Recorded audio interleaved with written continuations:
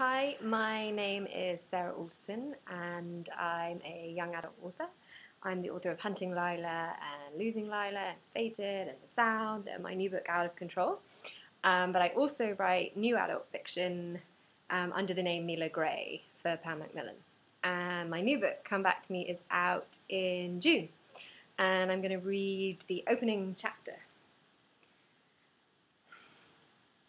A whirl in the glass distorts the picture, like a thumbprint smear over a lens. I'm halfway down the stairs, gathering my hair into a ponytail, thoughts a million miles away, when the blur outside the window pulls me up short. I take another step. The view clears. And when I realize what I'm seeing, who I'm seeing, my stomach plummets, the air leaving my lungs like a final exhalation.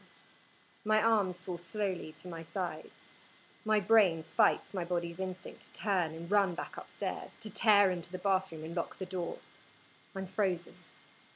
This moment. This is the one you dream about. Play over in your mind. The darkest of daydreams, one furnished by movies and by real-life stories you've overheard your whole life. You imagine over and over how you'll cope, what you'll say, how you'll act at that moment when you open the door and find them standing there. You pray to every god you can dream up that this moment won't ever happen. You make bargains, promises, offer pleas, demands, desperate barters. And you live each day with a murmur of those prayers playing on a loop in the background of your mind, an endless chant. And then the moment happens and you realize it was all for nothing. The prayers went unheard. There was no bargain to make. Was it your fault? Did you fail to keep your promise? Time seems to have slowed. Kit's father hasn't moved. He's standing at the end of the driveway, staring up at the house, squinting against the early morning glare. He's wearing his dress blues.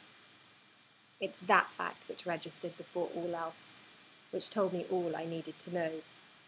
That, and the fact he is here at all.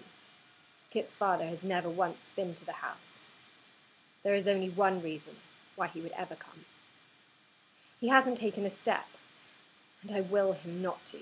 I will him to turn around and get back into the dark sedan car sitting at the curb. A shadowy figure in uniform sits at the wheel. Please, get back in and drive away.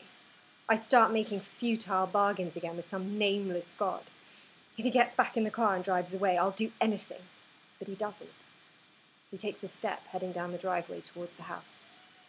And that's when I know for certain that either Riley or Kit is dead. A scream, or maybe a sob, tries to struggle up my throat, but it's blocked by a solid wave of nausea. I grab for the banister to stay upright.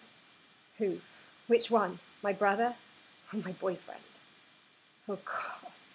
Oh God, my legs are shaking. I watch Kit's father walk slowly up the drive, head bowed. Memories, images, words flicker through my mind like scratched fragments of film. Kit's arms around my waist, drawing me closer. Our first kiss under the cover of darkness just by the back door. The smile on his face the first time we slept together.